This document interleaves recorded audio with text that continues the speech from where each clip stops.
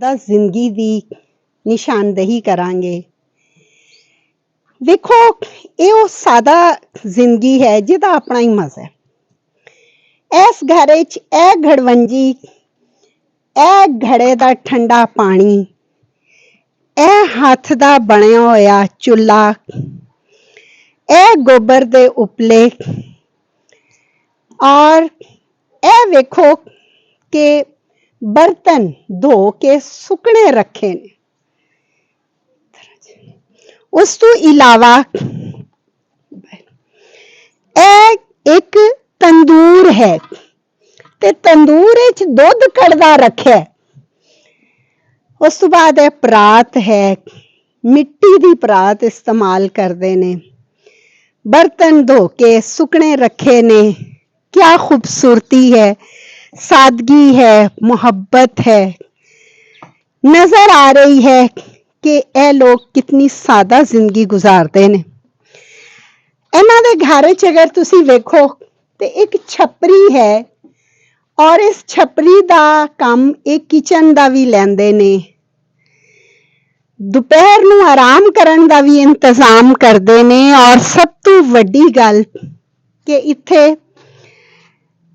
वेख्या जाए तो इन्हां ने मुर्गियां रखियां होइयां ने और उन्हां मुर्गियां दा जिहड़ा दड़बा बनाया है उस विच मुर्गियां ने वो आंदियां ने, अंडा देंदियां ने।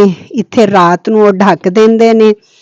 अगों बिल्ली दी रोकथाम वास्ते उन्हां ने बकायदा उहनूं बंद कीता होया। उस तो बाद इस घर की जिहड़ी होर खूबसूरती है कि इत्थे हाथ दी एक चक्की होई, इसनूं ते हिलाना भी बहुत मुश्किल, ते असी कोशिश करने हैं कि इस चक्की नूं हिला के वेखीए।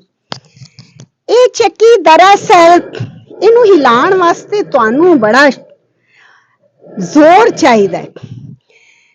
ये चक्की नवीं नस्ल ने ते शायद फोटोआं च वेखी होए। साडियां बजुर्ग खवातीन इस चक्की नूं आटा पीसण वास्ते, नमक मिर्चां वास्ते, मिसालियां वास्ते इस्तेमाल करदियां सी और खरियां खुराकां होंदियां सी और अपनी निगरानी विच ये खुराक तैयार कीती जांदी सी।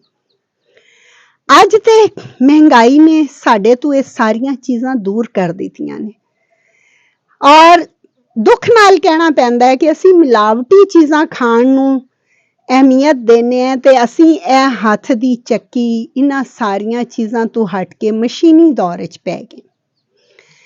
और इत्थे जनाब लाइट कोई नहीं और इन्हां ने बिजली दा भी इंतजाम किया है। हथ दा पक्खा जिहड़ा जूस दे डब्बे नाल बने होए है और उसनूं फिर एक झालर ला के कपड़े नाल खूबसूरती नाल सजाया गया। मैनू ते इस घर च सुकून नजर आया, मुहब्बतां नजर आईयां ने, सादगी नजर आई, बनावट तो पाक जिंदगी नजर आई और यही शायद इंसानी जिंदगी है। इन्हां सारियां चीज़ां दी अपनी खूबसूरती है। मैं ते सिर्फ तुहानूं इस चक्की दे हिलाण दे हवाले नाल भी दसां ते बहुत मुश्किल काम और मैं उन्हां औरतां नूं दाद देनी हाँ। शायद उन्हां दी सेहत दा राज ही इहो सी कि वो चक्की चलांदियां सी, उन्हां दे पट्ठे मजबूत सी और वो काम करन तो घबरांदियां नहीं सी। अज असी बनावटी खुराकां दा शिकार हैं, फिर असी साडियां सेहतां भी उसे तरह दियां हो गईयां ने। असी बहुत जरूरी है कि इस कल्चर नूं, इस सकाफत नूं जरूर याद रखिए और यह वो चीज़ां ने जिहड़ियां शायद महंगाई दे दौर विच सानूं दोबारा तो इन्हां सारियां चीज़ां वल मुड़ के आना पे।